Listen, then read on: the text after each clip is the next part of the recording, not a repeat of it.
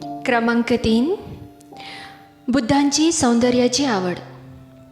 भगवान बुद्धांना सौंदर्याची एवढी आवड होती की त्यांना सौंदर्यप्रिय बुद्ध असे म्हटले तर शोभून दिसेल. त्यांनी आपल्या अनुयायांना सांगितले होते की सौंदर्याच्या सहवासात राहा. भिक्खूंना उपदेश करताना ते म्हणाले, भिक्खू हो, अनुदित सतधम्माचा उदय किंवा उदित धर्माचा लोप करण्यास समर्थ ठरेल अशी सौंदर्याच्या सहवासाइतकी दुसरी कोणतीही गोष्ट नाही. जो सौंदर्याचा स्नेही आहे त्याच्या ठायी अनुदित सद्धम्माचा उदय होतो आणि उदित अधर्माचा लोप होतो. अधर्म आणि धर्माची भक्ती लोप पावते. सद्मार्गाबद्दल भक्ती निर्माण होते.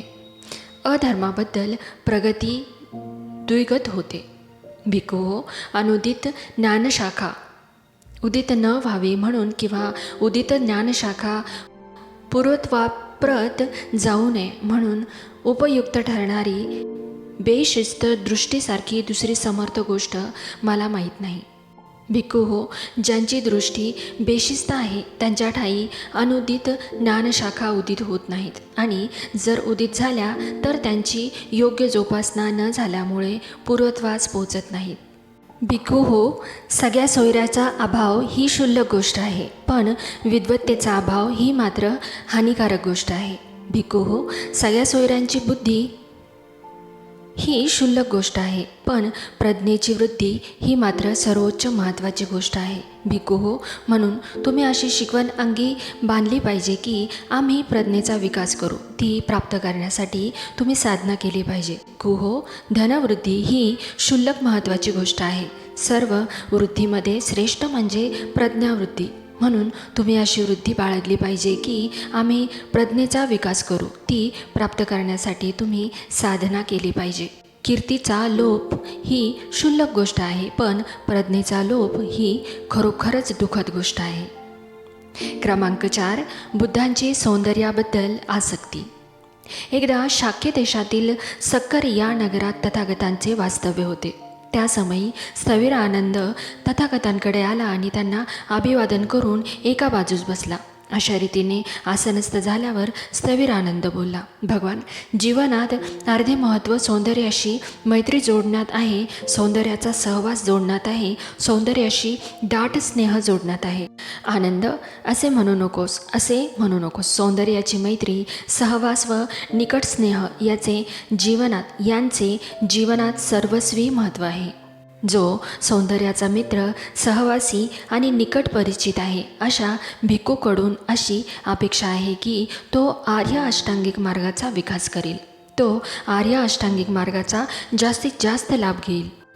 आणि आनंद, असा भिक्खू आर्य अष्टांगिक मार्गाचा विकास कसा करेल किंवा त्यापासून अधिक लाभ कसा घेऊ शकेल, या वृत्तीने तो सम्यक दृष्टी प्राप्त करेल, जी त्याग, विराग, विराम यावर आधारित असून तिची परिणती आत्मसमर्पणात होते. तो सम्यक स्मृती, सम्यक कर्मांत, सम्यक आजीविका, सम्यक व्यायाम, सम्यक स्मृती तसेच सम्यक समाधीचीही प्राप्ती करेल, ज्यांची परिणती आत्मसमर्पणात होते. आनंद, जो भिक्खू सौंदर्याचा मित्र, सहवासी आणि दाट स्नेही आहे, तो अशा रीतीने आर्य अष्टांगिक मार्गाचा विकास करतो आणि त्यापासून जास्तीत जास्त लाभ घेतो. सौंदर्याशी मैत्री, सहवास आणि निकट स्नेह यांचे जीवनात सर्वस्वी महत्त्व कसे आहे हे तुला समजण्यास आनंद हाच मार्ग आहे. आनंद, खरोखर जे प्राणी नाशवंत, मत्सर, दुःख, शोक व आपत्तीग्रस्त आहेत त्यांना सौंदर्याशी मैत्री केल्याने मुक्ती मिळू शकते. सौंदर्याशी मैत्री, सहवास व निकट स्नेह यांचे जीवनात कसे सर्वस्वी महत्त्व आहे हे तुला आता समजू शकेल. उपसंहार.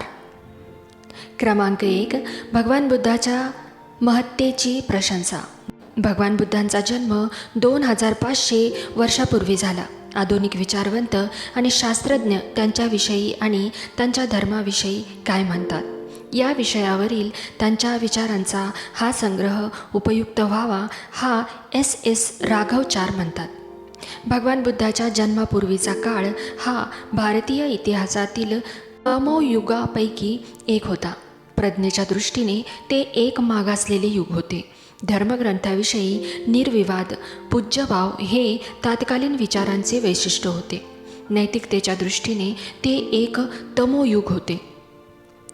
श्रद्धाळू हिंदूच्या मते नैतिकतेचा अर्थ म्हणजे धम्मग्रंथानुसार आचारविधींचे यथातथ्य आचरण, आत्मत्याग किंवा संकल्पाची पवित्रता यासारख्या खऱ्या नैतिक विचारांना तात्कालीन नैतिक अभिन्नतेत यथायोग्य स्थान नव्हते.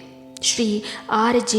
जॅक्सन म्हणतात, भगवान बुद्धांच्या शिकवणुकीचे अपूर्व स्वरूप भारतीय धार्मिक विचारधारांच्या अध्ययनात प्रतीत होते.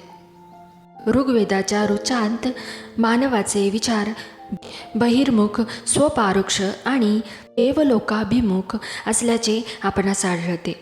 बौद्ध धर्माने मानवता प्रच्छन्न असलेल्या अंतसामर्थ्याच्या शोधाकडे मानवाचे लक्ष वेधले. वेदांमध्ये आपणास प्रार्थना, प्रशंसा आणि पूजा आढळते. बौद्ध धर्मातच प्रथम सदाचारास प्रवृत्त होण्यासाठी मानसिक संस्काराचे महत्त्व सांगितलेले आढळते.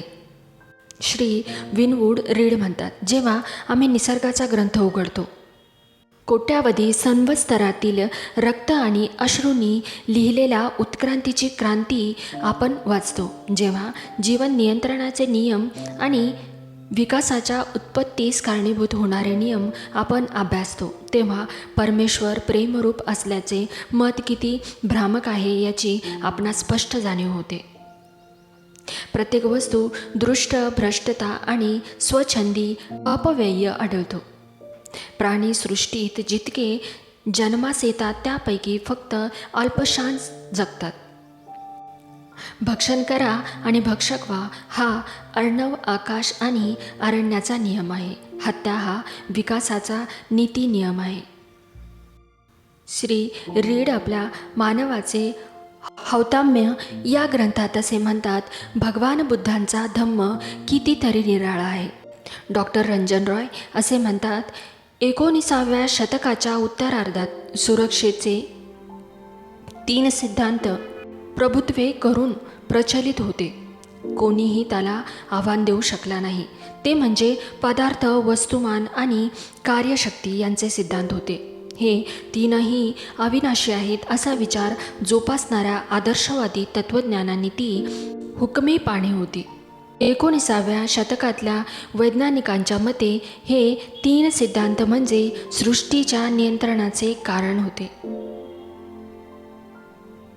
19व्या शतकातल्या वैज्ञानिकांच्या मते हे 3 सिद्धांत म्हणजे सृष्टीच्या नियंत्रणाचे कारण होते. 19व्या शतकातल्या वैज्ञानिकांच्या मते हे 3 सिद्धांत म्हणजे विश्वाचे स्वाभाविक घटक होते. त्यांची कल्पना अशी: विश्व हे अविनाशी अणूंनी भरलेले आहे. 19व्या शतकाच्या अखेरीस श्री J.J. थॉम्सन आणि त्यांचे अनुयायी यांनी अणुभंजनास प्रारंभ केला आणि आश्चर्य असे की अणूंचे तुकडे होऊ लागले. या तुकड्यांना ऋणविद्युत कण असे संबोधण्यात येऊ लागले.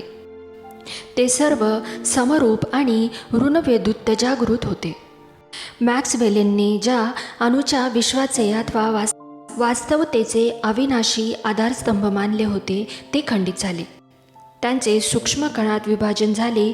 धनविद्युत जागृत असे धनविद्युत कण व ऋणविद्युत जागृत असे ऋणविद्युत कण. निश्चित न बदलणाऱ्या वस्तुमानाची कल्पना विज्ञानास कायमची अंतरली. चालू शतकात जगात असा समज आहे की प्रतिक्षणी पदार्थाचा उच्छेद होत आहे. भगवान बुद्धांच्या अनित्यतेचा सिद्धांत खरा ठरला आहे. विज्ञानाने असे सिद्ध केले आहे की विश्वाची गती संधिकरण, विभाजन आणि पूर्वीसंधिकरण या प्रक्रियेनुसार होत असते. आधुनिक विज्ञानाची प्रवृत्ती म्हणजे अंतिम सत्य, ऐक्य आणि अहंतेची विभिन्नता याची प्रवृत्ती. आधुनिक विज्ञान म्हणजे बौद्ध धर्मातील अनित्य आणि अनात्मवादाचा प्रतिध्वनी होय. श्री E.G.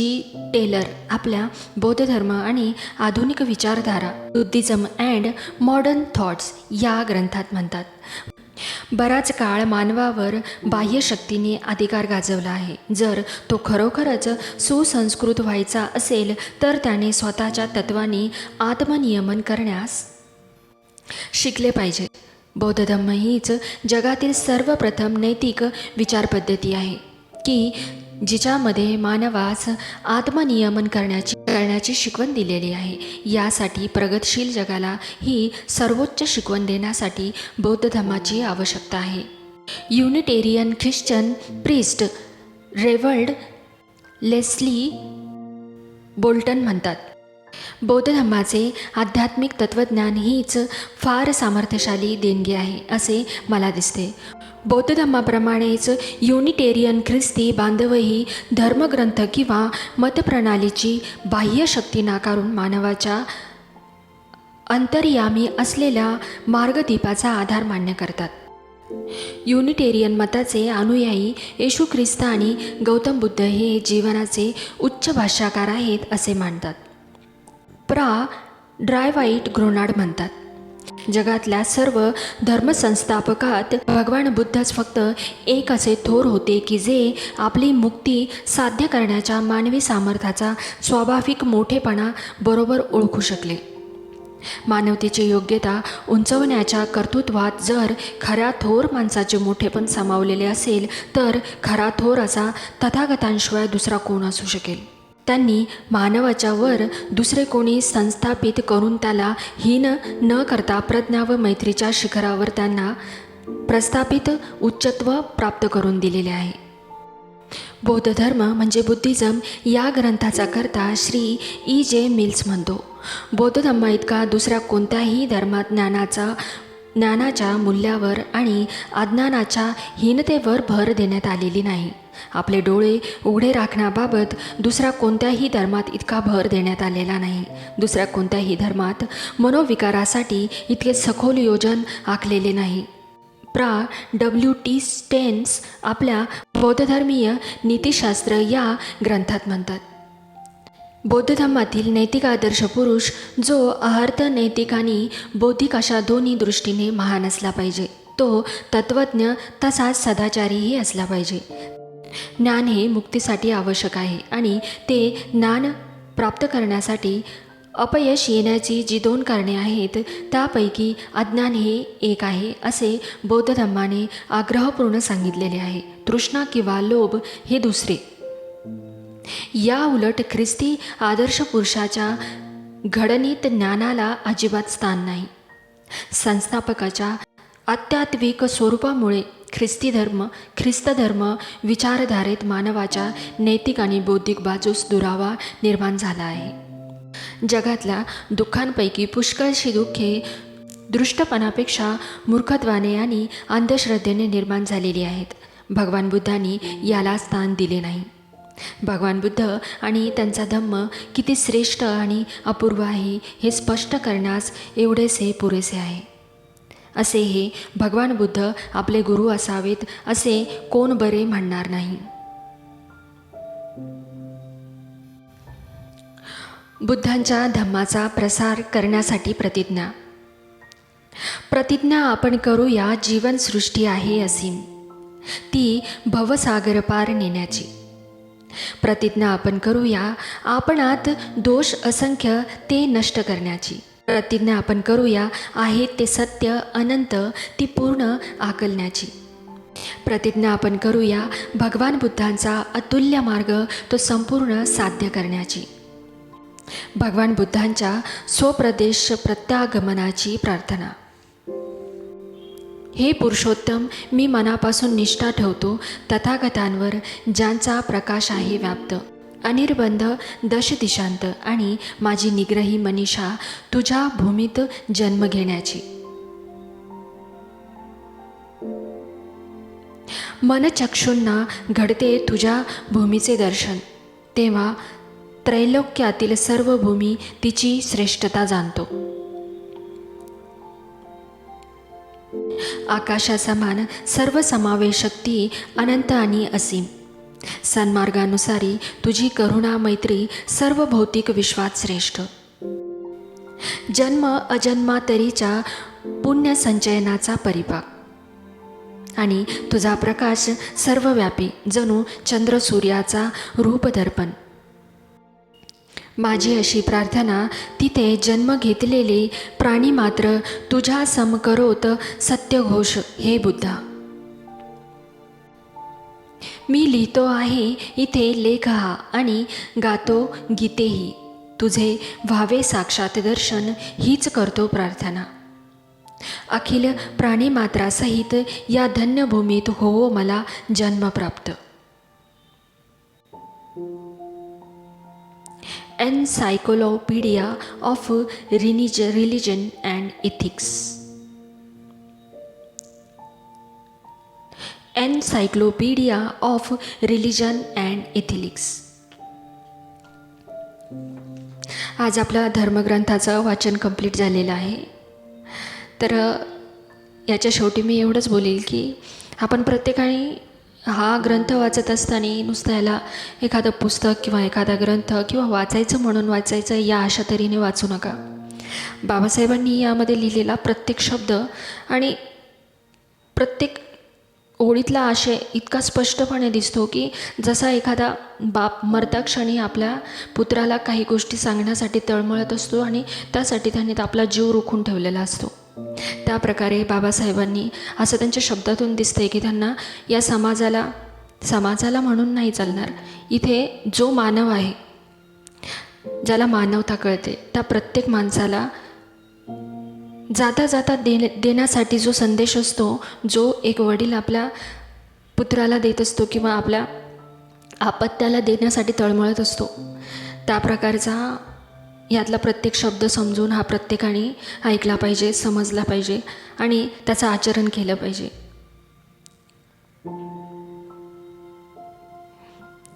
शेवटच्या पानावरती जे आहे ते आता मी वाचण्याचा प्रयत्न करते. डॉक्टर बाबासाहेब आंबेडकरांचे रामायण महाभारत हे ग्रंथ वाचून समाधान झाले नाही, तेव्हा ते बुद्धांकडे वळले. बौद्ध धर्म हा एकमेव असा धर्म आहे की विज्ञानाने जागृत झालेला समाज तो सहर्ष स्वीकारेल. मानवासाठी कल्याणकारी असणाऱ्या या धर्मात उच्च नीच, श्रेष्ठ कनिष्ठ, स्त्री पुरुष, स्पृश्य अस्पृश्य असा कोणताही भेद नाही. समानता हेच तत्त्व या धम्मात व्यापून आहे. बहुजन हिताय बहुजन सुखाय हे या धम्माचं मध्यवर्ती सूत्र आहे. हे तत्त्वज्ञान त्यांनी बुद्ध आणि त्यांचा धम्म या ग्रंथातून विस्तृतपणे मांडलेले आहे. गौतम बुद्धांच्या जीवन आणि तत्त्वज्ञानावर, समाजातील मौलिक प्रश्नांवर विवेचन करणारा हा एकमेव द्वितीय ग्रंथ होय. सबंध मानवास समृद्ध जीवन जगण्याचा मार्ग दाखवणारा हा एक प्रणाम ग्रंथ म्हणता येईल. डॉक्टर बाबासाहेब आंबेडकरांनी लिहिलेला हा अखेरचा ग्रंथ असून त्यांच्या सर्व ग्रंथात या ग्रंथाला सर्वाधिक महत्त्व आहे. त्यांची भूमिका धर्मचिकित्सकाची होती. तर्काला पटेल ते स्वीकारायचं आणि न पटेल ते नाकारण्याचं धम्मात दिलेलं स्वातंत्र्य घेऊनच बुद्ध आणि त्यांचा धम्म हा ग्रंथ त्यांनी लिहिला. मूळ इंग्रजीत असणारा हा ग्रंथ मराठी, हिंदी, गुजराती, तेलुगू, तमिळ आणि कन्नड, पंजाबी आदी भाषात अनुवादित झालेला आहे. या ग्रंथावर अ जर्नी ऑफ सम्यक बुद्ध हा चित्रपटसुद्धा प्रदर्शित झालेला आहे. गौतम बुद्ध आणि डॉक्टर बाबासाहेब आंबेडकरांवर, त्यांच्यासाठी आणि विद्यार्थी, ज्ञानसाधक, अभ्यासक आदींना प्रस्तुत ग्रंथ नक्कीच अत्यंत उपयुक्त ठरेल. विज्ञानाने जागृत झालेला समाज स्वीकारू शकेल असा एकमेव बुद्धाचा धर्म आहे. त्याशिवाय हा समाज नष्टप्राय होऊन जाईल. या आधुनिक जगात बौद्ध धम्म हा असा एकच धम्म आहे जो मानवजातीचे रक्षण करू शकेल. भारतरत्न डॉक्टर बाबासाहेब आंबेडकर. आज आपण या ग्रंथाचा शेवट करत आहोत. तरी या ग्रंथाचं वाचन सगळ्यांच्या आयुष्याला, सगळ्याच्या जीवनाला उजाळा देणारं ठरावं अशी मी तुम्हा सगळ्यांना शुभेच्छा देते. जय भीम, नमो बुद्धाय.